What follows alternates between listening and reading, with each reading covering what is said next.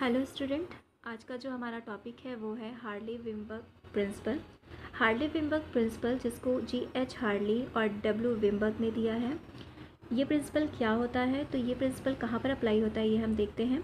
ये principal generally isolated area के लिए होता है। आइसोलेटेड एरिया का मतलब एक ऐसा एरिया जहाँ पर कोई भी जीन बाहर से आता नहीं है, कोई भी स्पीसीज़ बाहर से आती नहीं है और कोई भी स्पीसीज़ यहाँ से बाहर जाती नहीं है। ओके, इमाइग्रेशन का मतलब होता है किसी भी स्पीसीज़ का किसी पर्टिकुलर एरिया में आना, और इमाइग्रेशन का मतलब होता है इस एरिया से किसी जीन का बाहर जाना। तो इस कंडीशन में दोनों ही प्रोसेस को नहीं होना है। दोनों ही प्रोसेस जब नहीं होती हैं तो इस आइसोलेटेड एरिया में कोई भी इवोल्यूशनरी चेंज नहीं होता है। ठीक है, तो नो इवोल्यूशनरी चेंज ही बेसिक प्रिंसिपल है आपका हार्ली और विम्बर्ग के प्रिंसिपल का। ठीक है, क्योंकि यहाँ पर कोई भी इवोल्यूशन चेंज तो होना ही नहीं है, क्योंकि जब यहाँ पर कोई स्पीसीज़ आएगी नहीं तो यहाँ पर किसी भी तरीके से डिफरेंट किसी भी स्पीसीज़ से किसी भी तरीके का कोई मैटिंग की प्रोसेस नहीं होगी। तो यहाँ पर जब मैटिंग की प्रोसेस नहीं होगी तो इवोल्यूशन जो है वो बिल्कुल नहीं होगा, कोई भी इवोल्यूशनरी चेंज यहाँ पर नहीं होगा। तो यही बेसिक कॉन्सेप्ट है आपके हार्ली और विम्बर्ग के प्रिंसिपल का। ठीक है, जिसको हम आगे अच्छे से डिटेल में पढ़ते हैं। यहाँ पर लिखा हुआ है कि this principle valid for a population in equilibrium. Equilibrium का मतलब है कि यहाँ पर अगर कोई पॉपुलेशन आएगी नहीं, यहाँ से कोई भी पॉपुलेशन बाहर नहीं जाएगी, तो ये जो एरिया है वो बिल्कुल कैसा होगा, इक्विलिब्रियम होगा, बिल्कुल कांस्टेंट होगा। ठीक है, एंड नॉन इवॉल्विंग पॉपुलेशन, जहाँ पर किसी भी तरीके का कोई भी इवोल्यूशन जो है वो नहीं होगा, कोई चेंजेस नहीं होगा। ऑब्वियसली जब कोई चेंज यहाँ पर नहीं आएगा तो यहाँ पर इवोल्यूशन होने की कोई पॉसिबिलिटीज़ नहीं है। ओके, तो यहाँ पर देखिए हम क्या करते हैं, पॉपुलेशन जो लेते हैं, ठीक है, एक एरिया लेते हैं जहाँ पर हम डिफरेंट टाइप के जीन को देखते हैं। ठीक है, बेसिकली दो ही टाइप के जीन है, कैपिटल टी और स्मॉल टी।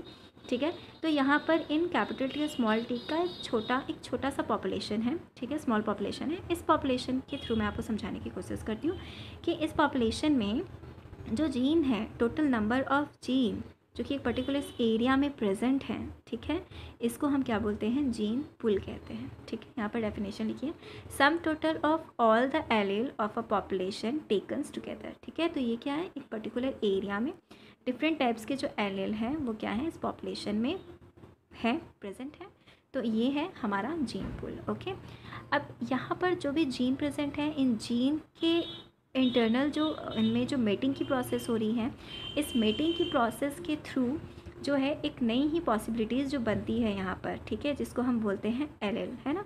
यहाँ पर जब आप इनका मेटिंग की प्रोसेस होती है, ठीक है, तो इस तरीके की मेटिंग की प्रोसेस के थ्रू हमको इन तरीके के एलील के मिलने की पॉसिबिलिटी मिलती है ना। जैसे कि यहाँ पर इस टी से इस टी का मैटिंग होगा तो यहाँ पर टी हमको जीन मिलेंगे, है ना। इस तरीके से हम यहाँ पर क्या करते हैं, 5 इंडिविजुअल्स के जीन हमको यहाँ पर देखने को मिलते हैं, जिसको हम क्या कहेंगे, एलील कहेंगे। ठीक है, अब एलील की डेफिनेशन एक बार देखते हैं, 1 of 2 or more possible forms of gene that are found at the same place on chromosome. ठीक है, यानी कि ये क्या है, देखो यहाँ पर क्या लिखा हुआ है, possible form of a gene, है ना, किसी भी जीन का पॉसिबल फॉर्म, मतलब यहाँ पर जो जीन थे, ये जो पर्टिकुलर जीन थे, 10 जो जीन थे, इन 10 जीन के थ्रू हमने ये पॉसिबिलिटीज़ निकाली है ना, ये पॉसिबिलिटीज़ है।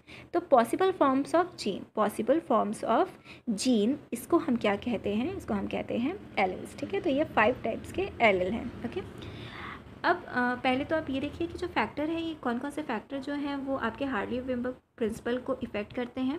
ठीक है, तो इफ़ेक्ट करने का मतलब ये है कि ये जो 5 फैक्टर्स हैं, ये 5 फैक्टर्स के होने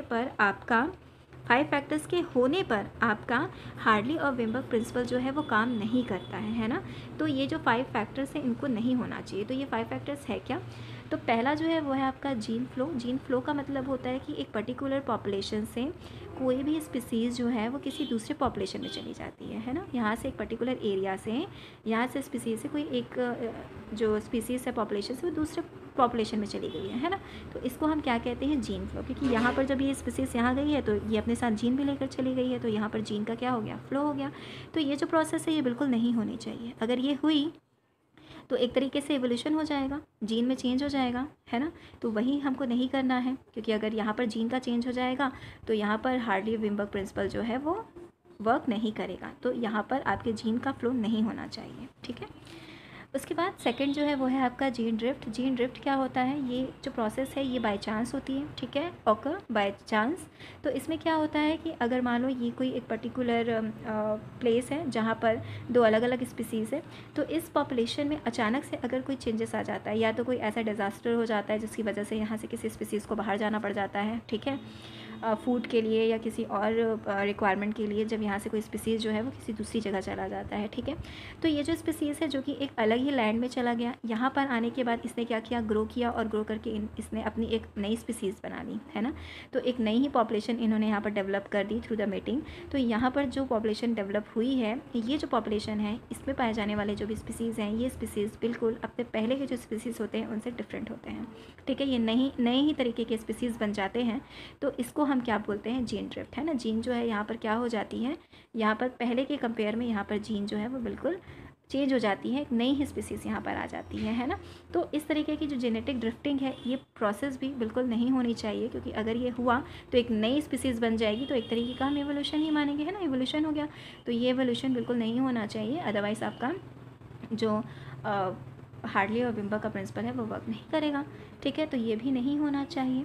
अब यहाँ पर ये जो प्रोसेस है इसी को ही हम क्या कहते हैं, फाउंडर इफेक्ट कहते हैं।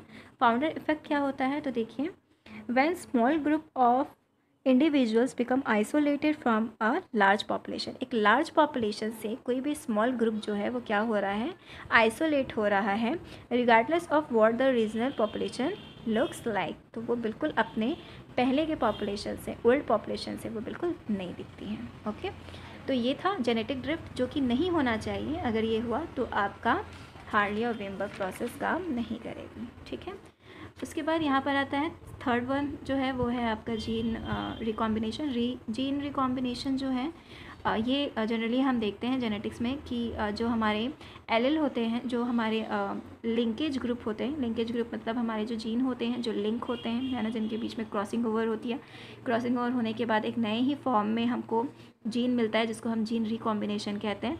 तो ये जो लिंकेज ग्रुप है, इन लिंकेज ग्रुप का जो सेपरेशन होता है ना, सेपरेशन होता है, इसी की वजह से ये सेपरेट होकर नए तरीके के जीन के साथ बाइंड करके एक नया जीन बनाते हैं, है ना। डीएनए का सेपरेशन होता है तो दो स्ट्रैंड्स अलग होते हैं, फिर पर्टिकुलरली एक एक जो स्ट्रैंड होता है वो किसी दूसरे जीन के स्ट्रैंड के साथ बाइंड करता है ना, एक नया डीएनए बनाता है।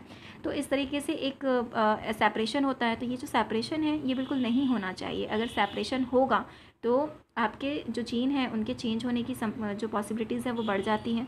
तो ये प्रोसेस यहाँ पर बिल्कुल नहीं होनी चाहिए। तो रिकॉम्बिनेशन नहीं होगा तभी आपका हार्डली और विम्बर का प्रोसेस काम करेगा, अदरवाइज़ आपका ये प्रिंसिपल फेल हो जाएगा, ठीक है।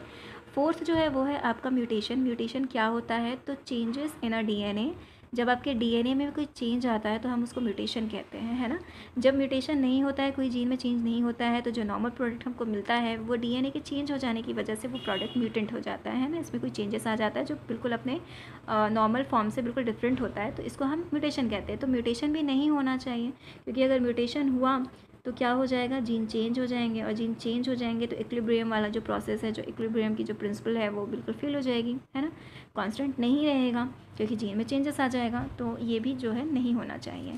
फिर आता है आपका नेचुरल सिलेक्शन। नेचुरल सिलेक्शन की प्रोसेस क्या होती है, तो हम जानते हैं कि नेचुरल सिलेक्शन में क्या होता है कि एक पर्टिकुलर एरिया में अगर डिफरेंट टाइप के स्पीसीज़ हैं तो उसमें से किसी एक स्पीसीज़ की हंटिंग हो रही है, एक स्पीसीज़ को जो है किसी भी बर्ड या किसी भी एनिमल के थ्रू क्या कर लिया जा रहा है, ख़त्म कर दिया, उसको खा लिया जा रहा है। तो यहाँ पर उस पॉपुलेशन, पर्टिकुलर स्पीसीज़ की जो पॉपुलेशन होती है वो धीरे धीरे क्या हो जाती है, कम हो जाती है। धीरे धीरे कम होने के बाद वो फाइनली क्या हो जाती है, बिल्कुल ख़त्म हो जाती है, ठीक है। तो उस तरीके की स्पीसीज़ फिर हमको देखने को मिलती ही नहीं है, पूरी तरीके से ख़त्म हो जाती है। तो ये यहाँ पर क्या होता है कि जिन स्पीसीज़ ने अपने आप को प्रोटेक्ट कर लिया, जिस स्पीसीज़ ने इस बर्ड से अपने आप को प्रोटेक्ट कर लिया, वही स्पीसीज़ आगे जाती हैं, और जो अपने आप को प्रोटेक्ट नहीं कर पाए वो क्या हो जाते हैं, वो स्पीसीज़ यहाँ पर बिल्कुल ख़त्म हो जाती है, ठीक है। तो यही नेचुरल सिलेक्शन का प्रोसेस होता है। तो नेचुरल सिलेक्शन की जो प्रोसेस है इसका भी यहाँ पर नहीं होना है, ठीक है। ये प्रोसेस भी बिल्कुल यहाँ पर काम नहीं करेगी। जब नेचुरल सिलेक्शन की प्रोसेस जो है ये वर्क नहीं करेगा तभी आपका जो हार्डली और विम्बर का प्रिंसिपल है वो वर्क करेगा, ठीक है। और अगर इसने वर्क किया तो हार्डली और विम्बर प्रिंसिपल जो है वो वर्क नहीं करेगा, ठीक है। तो ओवरऑल जो जितना भी आपने अभी तक पढ़ा उसका जो एक बेसिक प्रिंसिपल जो निकल के सामने आया है वो ये है कि जो डीएनए है उसमें कोई भी चेंज नहीं होना चाहिए, है ना। यही हम पढ़ते आ रहे हैं कि कोई भी चेंज डीएनए में नहीं होना चाहिए, अदरवाइज़ आपका ये प्रिंसिपल फंक्शन नहीं करता। जब डीएनए में कोई चेंज नहीं होगा तो नो चेंज इन जीन, तो जीन में भी किसी भी तरीके का चेंज नहीं होगा। अब जीन में किसी तरीके का चेंज नहीं होगा तो आपका एलएलबी जो होगा उसमें भी किसी भी तरीके का कोई चेंज नहीं होगा। तो जब चेंज नहीं होगा तो आपका डीएनए भी बिल्कुल कैसा होगा, कांस्टेंट होगा, आपका जीन भी बिल्कुल कांस्टेंट होगा और आपका एलएल भी बिल्कुल कैसा होगा, कांस्टेंट होगा। ठीक है।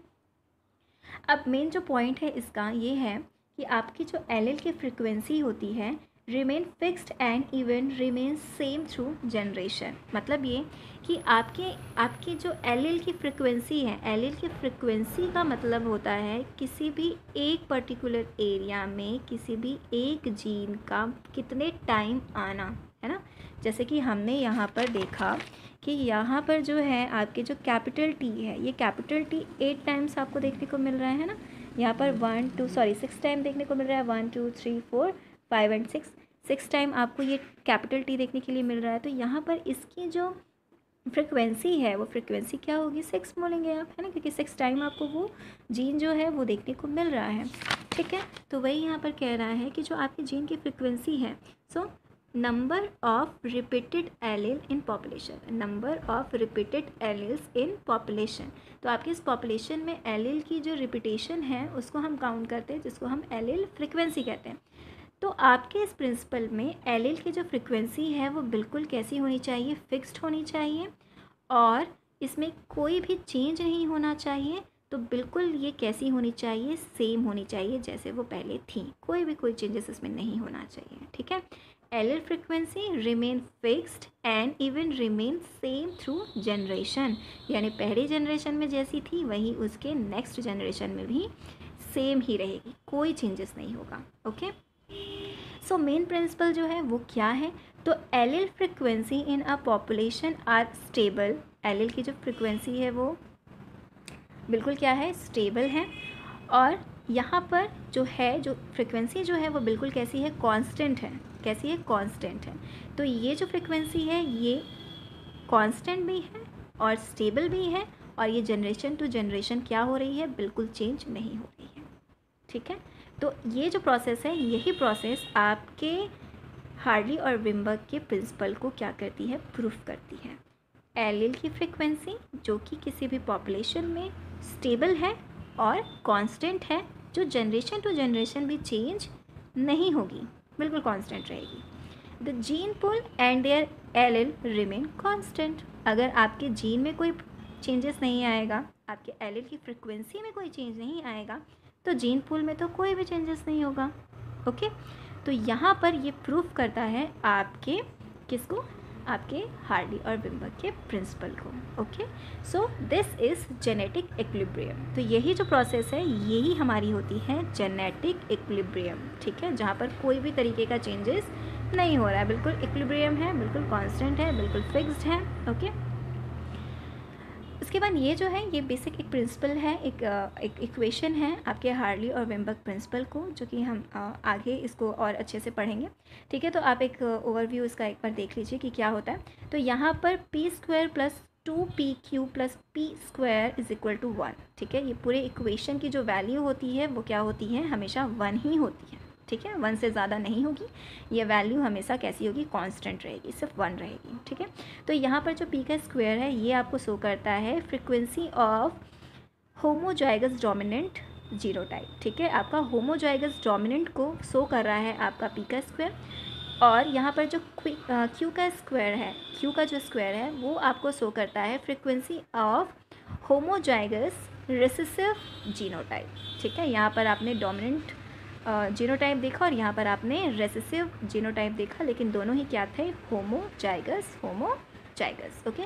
लेकिन यहाँ पर जो 2pq है ये है आपका frequency of heterozygous genotype. Heterozygous इसलिए क्योंकि यहाँ पर डिफरेंट टाइप के आपको क्या देखने को मिल रहे हैं, जीन देखने के लिए मिल रहा है। तो ये क्या है आपका हेट्रोजाइगस। ठीक है। इस प्रिंसिपल इस इक्वेशन को हम डिटेल में आगे पढ़ेंगे। ठीक है। और यहाँ पर जो सेकेंड है, जो कि फर्स्ट इसकी इक्वेशन मानी जाती है, वो है आपका p + q = 1। ठीक है। तो ये जो इक्वेशन है ये फर्स्ट इक्वेशन होती है हार्टली और विम्बर्ग प्रिंसिपल की। ठीक है। अब थोड़ा सा हम इस इक्वेशन को पढ़ने की कोशिश करते हैं।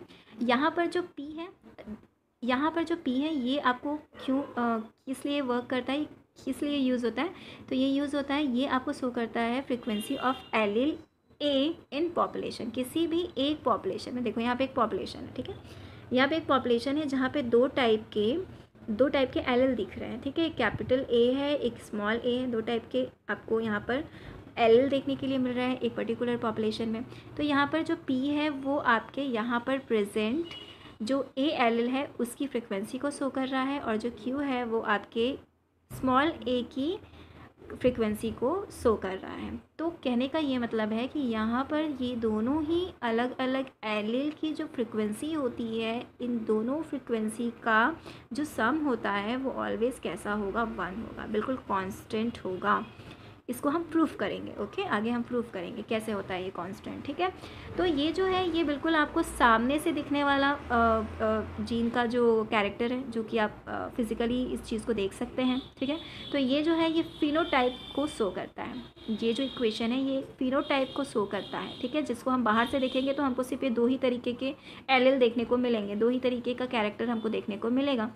लेकिन जब हम जीनोटाइप पे जाते हैं तो जीन को अगर हम देखते हैं, है ना, जीन को अगर हम देखते हैं तो यहाँ पर हमको किस तरीके का इक्वेशन मिलता है, तो हमको यहाँ पर इस तरीके का इक्वेशन मिलता है जिसमें p² + 2pq + q² = 1, ठीक है, जो कि कांस्टेंट है ना। तो allele frequency can be use to determine the phenotype frequency 2, है ना। तो यहाँ पर जो आपकी एलील की फ्रिक्वेंसी होती है, इस एलील की फ्रिक्वेंसी को हम जीनोटाइप की फ्रिक्वेंसी को भी नोट करने के लिए, उस फ्रिक्वेंसी को भी हमको डिटेक्ट करने के लिए हम इसको यूज़ करते हैं। अब यहाँ पर क्या है, यहाँ पर आपको ये देखना है कि P क्या है और Q क्या है। तो P जो है वो आपका डोमिनेंट एलील है। डोमिनेंट मतलब कि ये कि इसका जो पावर है वो ज़्यादा होता है, जो कि आपके Q के कैरेक्टर को डिप्रेस मतलब इसको सप्रेस कर देता है। यहाँ पर आपका Q जो है वो अपने कैरेक्टर्स को शो नहीं कर पाता है ना। तो जो एलील जो है जो अपने कैरेक्टर को शो कर रहा है उसको हम बोलते हैं डोमिनेंट, और जो अपने कैरेक्टर को शो नहीं कर पाता उसको हम बोलते हैं रिसेसिव। तो यहाँ पर जो P है ये आपका क्या शो करता है, डोमिनेंट एलील को शो करता है, जो Q जो है वो आपका रिसेसिव एलील को शो करता है, ठीक है। तो ये सेम चीज़ जो हमने पहले लिए थे, डिफरेंट 5 टाइप्स के जो है हमने एलील की पेयर्स को लिया था, और यहाँ पर जो हमारे पर्टिकुलर जीन थे, ठीक है। तो यहाँ पर ये किस तरीके से वर्क करता है। अब हमको क्या करना है कि इस एरिया में अगर मैंने ये कहा आपको कि आपको यहाँ पर फ्रिक्वेंसी निकालनी है, किसकी फ्रिक्वेंसी निकालनी है, तो आपको पर्टिकुलर कैपिटल T की फ्रिक्वेंसी निकालनी है, ठीक है। तो कैपिटल T की फ्रिक्वेंसी निकालने के लिए आपको सबसे पहले ये देखना पड़ेगा कि टोटल यहाँ पर जीन कितने हैं। तो टोटल जीन आपके 10 हैं, जिसमें से 5 जो है वो आपने एलील निकाले हैं, है ना। 5 जो है आपने एलील ग्रुप को निकाला है, पेयर बनाए हैं। पॉसिबल आपकी ये पॉसिबिलिटीज़ हैं कि इस तरीके के आपको एलील्स इन जीन से मिलेंगे, है ना। तो अब यहाँ पर क्या हमको डिटेक्ट करना है, तो frequency of dominant allele, frequency of dominant allele तो आपका यहाँ पर कैपिटल T को शो कर रहा है ना, कैपिटल T को शो कर रहा है, जिसको हम P कहेंगे। यहाँ पर कैपिटल T का मतलब है P, क्योंकि हमने डोमिनेंट एलील का है ना। कैपिटल T यहाँ पर सारे कैपिटल T है, यहाँ पर हम इसको P भी बोलेंगे, है ना, P। तो यहाँ पर हमने फ्रिक्वेंसी ऑफ डोमिनेंट एलील को देख रहे हैं P, ठीक है, जिसका नंबर कितना है, 6 है। 1 2 3 4 5 एंड 6 है, ओके। और टोटल नंबर कितना है, 10 है। तो इन दोनों को हमने इस तरीके से क्या किया, डिवाइड किया, तो हमको जो मिला है, तो ये फ्रिक्वेंसी हो गई आपके किसकी, डोमिनेंट एलील की, है ना, 0.6 है ना। जब आप 6 को और 10 जो है इसको आप मल्टीप्लाई करोगे तो आपको क्या मिलेगा, 0.6 मिलेगा। तो ये जो फ्रिक्वेंसी है वो है आपके डोमिनेंट एलील की। सेम एज इट इज़ अगर आप यहाँ पर फ्रिक्वेंसी ऑफ रेसेसिव एलील को देखोगे तो यहाँ पर कैपिटल T है ना। तो कैपिटल T का नंबर्स यहाँ पर कितना मिल रहा है, 1 2 3 4, ठीक है, 4 मिल रहा है। तो यहाँ पर क्या होगा, टोटल नंबर जो है वो 10 है, और 4 आप यहाँ पर डिवाइड करोगे तो आपको मिलेगा 0.4, ठीक है। तो 0.6 एंड 0.4, तो यहाँ पर आपके डोमिनेंट का 0.6 और आपका जो रेसेसिव है उसका 0.4, ठीक है। तो यहाँ पर जब आप 0.6 और 0.4 को प्लस करोगे तो आपको मिलेगा 1, है ना। यहाँ पर आप जब प्लस करोगे तो आपको मिलेगा 1। तो यही तो है यहाँ पर आपका ये जो है, ये था आपका P + Q = 1, ठीक है। ये प्रिंसिपल आपका यहाँ पर प्रूफ हो गया, है ना। P + Q = 1, तो ये प्रिंसिपल यहाँ पर आपको प्रूफ हो गया। इस तरीके से आपने क्या किया, इस पर्टिकुलर एरिया पे कितनी बार आपका कैपिटल टी जीन रिपीट हुआ है और कितनी बार आपका स्मॉल टी जो है वो रिपीट हुआ है, उसकी फ्रिक्वेंसी आपने डिटेक्ट की, जो कि हमेशा कांस्टेंट होती है, जो कि इनका जो सम होता है, ठीक है। आप इनको जब प्लस करते हैं तो ये हमेशा 1 सो होती है, ठीक है, 1 सो होती है। क्लियर है। उसके बाद जब हम यहाँ पर तो आपने ये जो देखा, ये एक तरीके से आपका फिनोटाइप का इक्वेशन था। फिनोटाइप आप कैसे डिटेक्ट करेंगे। उसके बाद जब आप जीनोटाइप में जाएंगे तब क्या होता है कि यहाँ पर हमने जो पॉसिबिलिटीज़ ली थी, है ना, पॉसिबिलिटीज़ यहाँ पर हमने ली थी, वैसे ही जब आपने इस पॉसिबिलिटीज़ को देखा, इस पॉसिबिलिटी को जिसमें आपका कैपिटल टी और स्मॉल टी दोनों हैं, इस पॉसिबिलिटी को देखा, तो सेम टाइप की पॉसिबिलिटीज़ आपने कैपिटल स्मॉल टी और कैपिटल टी के बीच में अगर मैटिंग करवाई तो आपको इस तरीके की पॉपुलेशन मिलेगी, है ना। फर्स्ट जनरेशन में आपको इस तरीके का पॉपुलेशन मिलेगा। अब ये जो पॉपुलेशन है, इस पॉपुलेशन का जब मैटिंग होगा, सेम टाइप के पॉपुलेशन से मैटिंग होगा, तो इस तरीके से किस तरीके के अलग अलग आपको जो पॉसिबिलिटीज़ हैं वो देखने को मिलेगी। तो देखो यहाँ पर जीन की फ्रिक्वेंसी जब होती है तो कैपिटल टी और स्मॉल टी से बनते हैं, कैपिटल टी स्मॉल टी का पेयर बनता है, इन दोनों के बीच में मैटिंग होगी तो इस तरीके का हमको क्या मिलता है, डिफरेंट टाइप के एलएल मिलते हैं, ठीक है। तो ये एलएल कैसे होते हैं, तो यहाँ पर देखो टी का किया तो हमने कैपिटल टी का कॉम्बिनेशन मिला, फिर यहाँ पर हमको स्मॉल टी का कॉम्बिनेशन मिला, और यहाँ पर कैपिटल टी स्मॉल टी का हमको कॉम्बिनेशन मिला, ठीक है। तो यहाँ पर पर्टिकुलरली अगर आप जीन को देखेंगे तो जीन तो हमको 3 मिले, small T capital T small T और कैपिटल टी स्मॉल टी। लेकिन अगर आप यहाँ पर फिनोटाइप को देखोगे तो फिनोटाइप तो आपको 4 मिल रहे हैं, है ना। फिनोटाइप क्या है, जीन तो आपको 4 मिल रहा है ना, अलग अलग टाइप के जीन हैं, ये 1 2 3 और 4, तो टोटल 4 मिल रहे हैं। लेकिन अगर आप इसका जीनोटाइप देखेंगे तो जीन तो क्या है, ये और ये तो सेम ही है ना, तो हम इसको सेम मानेंगे क्योंकि जीन तो सेम ही है। तो 1 और 1 2 और ये दोनों क्या होंगे, 3, ठीक है। तो जीनोटाइप 3 है और यहाँ पर जीन को देखेंगे तो टोटल 4 है। अब यहाँ पर देखो, अभी होमोजाइगस हेट्रोजाइगस हम पढ़ रहे थे, तो वो क्या है। होमोजाइगस डोमिनेंट का मतलब होता है कैपिटल टी, ठीक है, पी जिसको हमने पी का स्क्वायर बनाया, ठीक है। होमोजाइगस रेसेसिव मतलब कि कैपिटल डोमिनेंट थे टी, कैपिटल स्मॉल टी जो है वो रेसेसिव था, कैपिटल टी डोमिनेंट था। तो यहाँ पर हमने इसको क्या किया, स्मॉल क्यू जो कि आपका क्यू स्क्वायर बना, ठीक है। उसके बाद आता है हेट्रोजाइगस डोमिनेंट। तो हेट्रोजाइगस डोमिनेंट क्यों बोल रहे हैं, क्योंकि यहाँ पर भले ही आपको यहाँ पर दोनों तरीके के जीन दिखाई दे रहे हैं ना, कैपिटल टी भी दिख रहा है, स्मॉल टी भी दिख रहा है, लेकिन यहाँ पर आपके कैपिटल टी की जो पावर होती है ये आपके स्मॉल टी की पावर से ज़्यादा होती है। तो यहाँ पर किसका इफेक्ट ज़्यादा है, तो आपके डोमिनेंट का इफेक्ट ज़्यादा। डोमिनेंट का मतलब वही है ना कि इसने इसको क्या कर दिया, डोमिनेंट कर दिया, इसने अपनी क्वालिटी को क्या किया है, शो किया है। तो यहाँ पर इसको हम क्या बोलते हैं, हेट्रोजाइगस। हेट्रोजाइगस क्यों, क्योंकि दोनों ही जीन अलग अलग हैं, है ना। यहाँ पर कैपिटल टी है और स्मॉल टी है, यहाँ पर सेम टाइप के जीन थे, कैपिटल टी स्मॉल टी, है ना। तो यहाँ पर हमने होमोजाइगस किया, सेम टाइप के, है ना। लेकिन हेट्रोजाइगस मतलब डिफरेंट टाइप के। तो कैपिटल टी और स्मॉल टी का जो पेयर है इसको हम बोलते हैं हेट्रोजाइगस डोमिनेंट, ठीक है। तो यहाँ पर हमको मिले 2 कैपिटल टी स्मॉल टी, जिसको हमने 2PQ भी कहा है हमने, ठीक है। तो इस तरीके से फिर यहाँ पर जो हमको डिफरेंट फ्रिक्वेंसी मिली है, इस फ्रिक्वेंसी को जब हम क्या करेंगे, प्लस करेंगे, तो ये भी हमको कांस्टेंट मिलेगी, ठीक है। ये भी हमेशा हमको कैसा मिलेगा, 1 के फॉर्म में मिलेगा, बिल्कुल कांस्टेंट 1। ओके, तो अब जो है, अब हम इससे रिलेटेड कुछ क्वेश्चन करते हैं जो कि जनरली क्वेश्चन जो है वो नेट के एग्ज़ाम में पूछे जाते हैं। तो हम जल्दी से इसके क्वेश्चन को भी सॉल्व करके देखते हैं। तो फर्स्ट जो है क्वेश्चन क्या है, if 98 out of 200 individual in a population express the recessive phenotype, ठीक है। यहाँ पे ध्यान देने वाली चीज़ है, इसने पूछा है रेसेसिव फिनोटाइप। रेसेसिव फिनोटाइप का मतलब क्या है, क्यू स्क्वायर, है ना। रेसेसिव पूछ रहा है, ठीक है, तो क्यू स्क्वायर। और क्या है, what percentage of the population would be heterozygote, ठीक है। तो यहाँ पर क्या बोल रहा है ये आपका हेट्रोजाइगोट। हेट्रोजाइगोट का मतलब क्या है, 2PQ। तो यहाँ पर इन्होंने हमसे ये कहा है कि आपके पास रेसेसिव फिनोटाइप जो है वो हमको क्या मिल रहे हैं, 98 मिल रहे हैं। टोटल पॉपुलेशन आपकी 200 की है, जिसमें से 98 जो है वो क्या है, आपके रेसेसिव हैं, ठीक है। तो रेसेसिव 98 है, तो आपको यहाँ पर बताना है कि आपके हेट्रोजाइगोट्स जो है वो कितने हैं, ठीक है। तो कैसे हम इसको डिनोट करेंगे, कैसे हम इसको सॉल्व करेंगे, तो देखो रेसेसिव फिनोटाइप कितना है। रेसेसिव फिनोटाइप यहाँ पर क्या बोल रहा है 98 बोल रहा है आउट ऑफ 200, ठीक है। तो जब हम इसको क्या करेंगे डिवाइड करेंगे तो हमको यहाँ पर क्या मिलेगा 0.49, ठीक है। क्या मिलेगा 0.49, ये फ्रिक्वेंसी हमको निकल के मिलेगी, ठीक है। क्योंकि ये आप में रेसेसिव पूछा था, इसलिए रेसेसिव जो है वो क्या है आपका Q का स्क्वायर, ठीक है। तो यहाँ पर जब 0.49 मिलेगा तो यहाँ पर बिल्कुल इस तरीके से रूट जब इधर ट्रांसफ़र होगा तो यहाँ पर हमको मिलेगा Q इज़ इक्वल टू 0.7, ठीक है।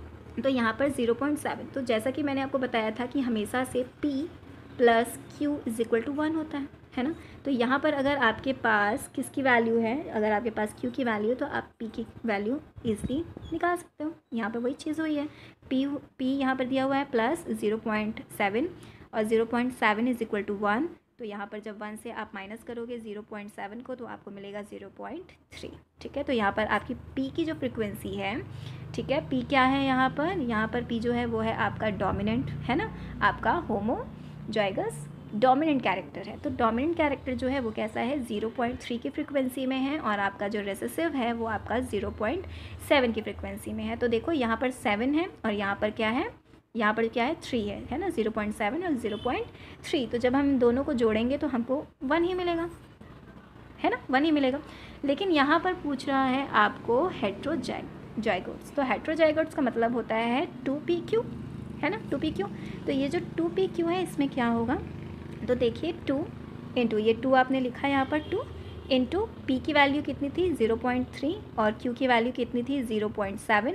तो 0.3 इंटू 0.7, तो यहाँ पर आपको क्या मिलेगा 0.42, ठीक है। क्या मिलेगा 0.42। अब ये जो 0.42 है इसको अगर आप परसेंट पे निकालेंगे तो आपको ये कितने परसेंट में मिलेगा 42%, ठीक है। 0.24 जो है परसेंट में आपको क्या मिलेगा 42%। लेकिन यहाँ पर आपको सिर्फ फ्रिक्वेंसी बतानी है तो यहाँ पर क्या होगा 0.42, ठीक है। ये आपका आंसर होगा। सेम सेकंड क्वेश्चन देखते हैं। यहाँ पर परसेंट दिया हुआ है, जैसे पीछे में आपने ये देखा था कि वहाँ पर बिल्कुल आपको एल दे दिया गया था, लेकिन यहाँ पर आपको क्या मिल रहा है परसेंट मिल रहा है। तो आपको परसेंट जो है वो कैसे निकालना है। तो क्वेश्चन क्या है, if 51% of population carry at least one copy of recessive allele, again recessive allele, okay, find frequency of dominant individuals। तो आपको यहाँ पर dominant individuals की बात कर रहे हैं, ठीक है, ध्यान से देखिएगा। डोमिनेंट इंडिविजुअल्स का मतलब होता है कि डोमिनेंट में तो आपका P का स्क्वायर भी आएगा और प्लस 2pq भी आएगा, क्योंकि यहाँ पर P भी तो डोमिनेंट है ना, तो यहाँ पर P भी मिल रहा है। तो अब हमको क्या निकालना है, तो अब हमको ये दोनों चीज़ें निकालनी है, ठीक है। P का स्क्वायर भी निकालना है प्लस 2pq भी निकालना है। तो ये निकालने से पहले हमको ये परसेंट जो है इसको पहले क्या करना पड़ेगा, तोड़ना पड़ेगा। तो इस तरीके से, तो यहाँ पर क्या बोल रहा है कि जो 51 जो परसेंट है वो परसेंट किसका है, रेसेसिव एलील का है। रेसेसिव एलील का मतलब क्या है कि रेसेसिव एलील मतलब Q2 प्लस 2pq, है ना। देखिए यहाँ पर क्या है, Q का स्क्वायर है प्लस 2pq, क्योंकि यहाँ पर रेसेसिव यहाँ पर भी है और रेसेसिव यहाँ पर भी है, दोनों में है ना। तो यहाँ पर इन्होंने होमोजाइगस तो वर्ड कहीं पर यूज़ नहीं किया है ना। अगर ये होमोजाइगस वर्ड यूज़ करते तो वहाँ पर आप सिर्फ Q2 की बात करते, है ना, या फिर P2 की बात करते, Q के स्क्वायर या P के स्क्वायर की बात करते। लेकिन यहाँ पर इन्होंने सिर्फ और सिर्फ क्या कहा है, यहाँ पर इन्होंने सिर्फ रेसेसिव कहा है और यहाँ पर सिर्फ इन्होंने डोमिनेंट कहा है। तो इस केस में क्या होगा कि आपको Q2 तो लेना ही है, लेकिन साथ में आपको 2pq भी लेना है, क्योंकि यहाँ पर भी एक जो जीन है वो आपका कैसा है, रेसेसिव है। तो ये दोनों जो है वो परसेंट में 51% है ना। तो 51% मतलब आउट ऑफ 100 कैलकुलेट करोगे। जब आप इसको सॉल्व करोगे तो यहाँ पर ये आपका वन इक्वेशन, ये किस तरीके की इक्वेशन हो जाएगी, तो यहाँ पर आपको क्या करना है कि आपका जो Q का स्क्वायर प्लस 2pq है, इसकी वैल्यू को आपको इस डेफिनेशन में, इस इक्वेशन में आपको क्या करना है, पुट करना है ना। तो जब इस इक्वेशन में आप पुट करेंगे तो आपको पता है इसकी वैल्यू तो आपके पास पहले से दी हुई है ना, ऊपर में इसकी वैल्यू दी हुई है। तो यहाँ पर आप इस वैल्यू को पुट करेंगे, तो यहाँ पर जब आप इसको सॉल्व करेंगे तो यहाँ पर आपको क्या मिलेगा, इसको सॉल्व करने पर आपको मिलेगा 0.51 इज इक्वल टू 1 पी का स्क्वायर है, उसके बाद जब आप इसको ट्रांसफ़र करोगे यहाँ से इधर होगा तो यहाँ पर ये माइनस हो जाएगा, माइनस करने पर आपको क्या मिल जाएगा, पी का स्क्वायर इज इक्वल टू 0.49, ठीक है। तो यहाँ से जब आप यहाँ पर रूट लगाओगे तो यहाँ पर क्या होगा, 49 का 0.7 हो जाएगा, ठीक है। तो पी की वैल्यू यहाँ पर आई आपको 0.7। तो यहाँ पर क्या होगा कि Q plus P plus Q is equal to 1 होता है। तो P plus Q is equal to 1, तो यहाँ पर आपको P की वैल्यू मिल गई है तो Q की वैल्यू ऑटोमेटिक आपके सामने आ जाएगी, 0.3 होगी, है ना। अब यहाँ पर इन्होंने ये पूछा है कि डोमिनेंट इंडिविजुअल्स ना, तो डोमिनेंट इंडिविजुअल में दोनों टाइप के आएंगे, होमोजाइगस भी आएगा और हेट्रोजाइगस भी आएगा ना। हेट्रोजाइगस में भी एक आपका डोमिनेंट है ना, P जो है वो डोमिनेंट है। तो यहाँ पर क्या होगा, P का स्क्वायर अगर आप निकालोगे, है ना, P का स्क्वायर अगर आप निकालोगे तो यहाँ पर तो आपको P की वैल्यू मिल गई थी, P स्क्वायर की वैल्यू मिल गई थी, है ना।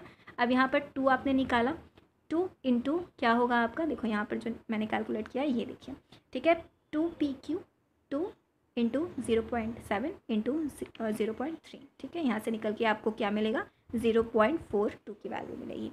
अब यहाँ पर क्या बोल रहा है ये आपको, इंडिविजुअल डोमिनेंट इंडिविजुअल, मतलब कि यहाँ पर आपको 0.49 प्लस 0.42 को क्या करना पड़ेगा, प्लस करना पड़ेगा।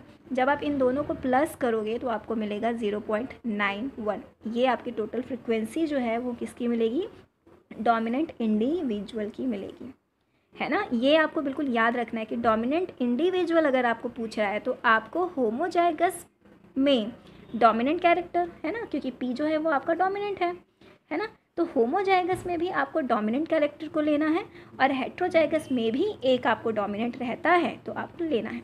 लेकिन अगर आपके क्वेश्चन में क्लियरली होमोजाइगस देकर पूछे, है ना, तब उस केस में आप सिर्फ और सिर्फ P के स्क्वायर को कैलकुलेट करोगे। लेकिन यहाँ पर होमोजाइगस जैसा कोई वर्ड नहीं दिया हुआ है ना। देखो यहाँ पर आपको सिर्फ क्या पूछा गया है, फ्रीक्वेंसी ऑफ डोमिनेंट इंडिविजुअल्स। तो आपके डोमिनेंट इंडिविजुअल जो हैं वो आपके हेट्रोजाइगस में भी तो होते हैं ना। यहाँ पर देखो, यहाँ पर आपके डोमिनेंट जीन जो है यहाँ पर आपको दिख रहा है P, है ना। तो दोनों को आपको जोड़ कर क्या करना पड़ेगा, इसका आंसर जो है वो निकालना पड़ेगा, ठीक है। तो ये बहुत ईजी है, ठीक है। तो इस तरीके से आप इसको नोट कर सकते हो, ओके। सेम एक इजी और एक लास्ट क्वेश्चन आप और देख लीजिए किस तरीके से यहाँ पे कैलकुलेशन होती है। तो यहाँ पर देखो क्या पूछा गया है, brown hair cat is dominant, okay. Brown hair cat जो है वो कैसी है, डोमिनेंट कैरेक्टर है, और ब्लैक हेयर जो कैट है वो आपकी क्या है, रेसेसिव में है। If they are 168 brown hair in a population of 200 की पॉपुलेशन में 168 जो है वो कैसी है, आपकी ब्राउन हेयर है, ठीक है। तो अब आपको क्या क्या कैलकुलेट करना है, what is the predicted frequency of heterozygous, heterozygous की प्रिडिक्टेड फ्रीक्वेंसी क्या है। सेकंड में वो पूछ रहा है होमोजाइगस की फ्रीक्वेंसी क्या है, होमोजाइगस डोमिनेंट ना, होमोजाइगस डोमिनेंट। देखो यहाँ पर हेट्रोजाइगस पूछा है, इसका मतलब आपको यहाँ पर कैलकुलेट करना है 2PQ, राइट, हेट्रोजाइगस है। अब यहाँ पर होमोजाइगस, देखो यहाँ पर होमोजाइगस क्लियर पूछा है, होमोजाइगस मतलब यहाँ पर होगा P का स्क्वायर, और यहाँ पर आपसे पूछ रहा है होमोजाइगस रेसेसिव, तो यहाँ पर आपको कैलकुलेट करना है PQ, ओके। तो सेम जैसा अभी आप पहले करते आ रहे थे, है ना, कि आपको यहाँ पर इन्होंने क्या बोला है कि 168 जो है वो किसका है, ब्राउन हेयर का है, B मतलब कि जो आपका डोमिनेंट कैरेक्टर है उसका है। तो यहाँ पर देखो क्या हो रहा है कि आपको कैलकुलेट करना है, यहाँ पर आपको P और प्लस PQ की वैल्यू दी हुई है। तो यहाँ पर क्या है, ये 168 को आप क्या कर रहे हैं, डिवाइड कर रहे हैं, ठीक है। साथ पे 200 है, टोटल नंबर जो है वो 200 है। तो यहाँ पर आप इसको कैलकुलेट करेंगे तो क्या होगा कि यहाँ पर आपकी जो वैल्यू को आप इस इक्वेशन में अगर आप इसकी वैल्यू को पुट करेंगे तो ये वैल्यू आपको दी हुई है ना, ये वैल्यू जो है यहाँ से आपको इसकी वैल्यू मिल जाएगी। जब आप इस वैल्यू को यहाँ पर पुट करेंगे तो यहाँ पर क्या हो जाएगा, 168 डिवाइडेड बाई 200 प्लस Q का स्क्वायर इज इक्वल टू 1। तो 1 से जब यहाँ पर ये इस तरफ ट्रांसफ़र होगा तो ये प्लस से माइनस हो जाएगा, और जब यहाँ पर माइनस हो जाएगा तो इस तरीके से आप इसको सॉल्व करेंगे, है ना। यहाँ पे 200 का इंटू इधर हो जाएगा, तो यहाँ से आप क्या करोगे, 200 माइनस 168 करोगे और डिवाइडेड बाई 200। तो यहाँ पर इस तरीके से आप इसको सॉल्व करोगे तो आपको मिलेगी वैल्यू 0.16, क्या मिलेगी, 0.16। तो ये जो आपकी फ्रिक्वेंसी है, ये फ्रिक्वेंसी आपको किसकी मिलेगी, Q स्क्वायर की मिलेगी, ठीक है। Q स्क्वायर की यहाँ पर आपको फ्रिक्वेंसी कितनी मिल रही है, 0.16। तो यहाँ पर आप क्या करोगे, इसका रूट निकालोगे, रूट निकालने पर आपको इसकी वैल्यू मिलेगी Q इज़ इक्वल टू 0.4, ठीक है। तो आप जब 0.4 क्यू की वैल्यू निकालोगे तो ऑटोमेटिक आपको क्लियर हो जाएगा, है ना, कि पी की वैल्यू कितनी होनी चाहिए, 0.6 होनी चाहिए, क्योंकि आपका p plus Q is equal to 1 होता है ना। तो यहाँ पर आपने क्या किया, इन दोनों की जो वैल्यू है ये दोनों कैसी होनी चाहिए, दोनों की वैल्यू जो है वो क्या होगी, 1 होगी प्लस करने पर, ठीक है। तो इस तरीके से हुआ। तो यहाँ पर उन्होंने पूछा था आपसे हेट्रोजाइगस, तो हेट्रोजाइगस में आपको पी की वैल्यू भी मिल गई है, क्यू की वैल्यू भी मिल गई है, तो इनटू करोगे तो यहाँ पर हेट्रोजाइगस की वैल्यू आपको 0.48 मिल जाएगी। होमोजाइगस डोमिनेंट यानी कि पी का स्क्वायर, तो बी का स्क्वायर अगर आप करोगे तो यहाँ पर आपको डोमिनेंट कैरेक्टर की भी फ्रिक्वेंसी मिल जाएगी और यहाँ पर आपको रेसेसिव की भी फ्रिक्वेंसी मिल जाएगी। तो जब आपको ये तीनों वैल्यू मिल जाएगी तो आप इस इक्वेशन को इजीली सॉल्व कर सकते हो। तीनों को आप प्लस कर लीजिए, तीनों की वैल्यू आपको 1 ही मिलेगी। ओके, तीनों की वैल्यू आपको क्या मिलेगी, 1 मिलेगी। ओके, उसके बाद आता है एक क्वेश्चन जो कि 2016 में पूछा गया है। क्वेश्चन क्या है, in Hardy Weinberg equation the frequency of heterozygous individual is represented by, तो रिप्रेजेंटेड बाय मतलब आपका हेट्रोजाइगस इंडिविजुअल पूछ रहा है ना, हेट्रोजाइगस इंडिविजुअल किसके थ्रू आपको रिप्रेजेंट करता है, हार्डी और विम्बर्ग के प्रिंसिपल में, तो ये है आपका 2pq। Okay, this one is your answer. Okay, so I think आप लोगों को ये प्रिंसिपल समझ में आया होगा। Thank you.